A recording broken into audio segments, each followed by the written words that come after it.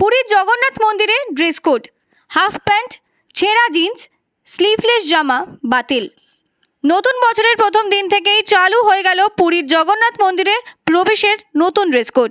Dress code চালুর পাশাপাশি পান ও গুটখা খেতে খেতে প্রবেশ করা যাবে না জগন্নাথ মন্দিরে। যারা এই নিয়ম ভঙ্গ করবে তাদের জরিমানা দিতে হবে।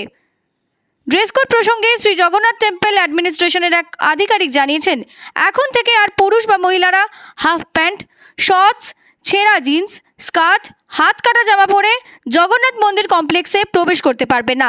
এছাড়াও মন্দির চত্বরে কোনো প্লাস্টিক, পলিথিন বা প্লাস্টিকের কোনো জিনিস নিয়ে প্রবেশ করা যাবে না। মন্দির সূত্রে দাবি করা হয়েছে, বছরের প্রথম দিনে যারা মন্দিরে দর্শনে গেছিলেন তারাও এই নিয়ম মেনে চলেছেন।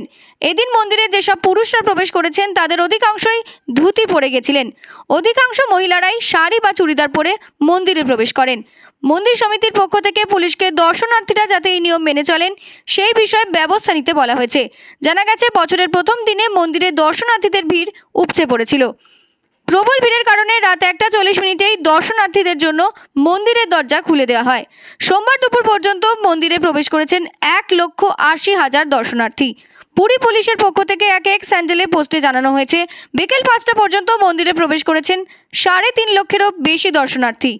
জগন্নাথ মন্দির ছাড়াও সোমবার থেকেই ভুবনেশ্বরের লিঙ্গরাজ মন্দিরেও পান ও গুটখা চিবোতে চিবোতে প্রবেশ করা নিষিদ্ধ করা হয়েছে। একইভাবে এই মন্দিরেও প্লাস্টিকের জিনিসে নিষেধাজ্ঞা জারি করা হয়েছে।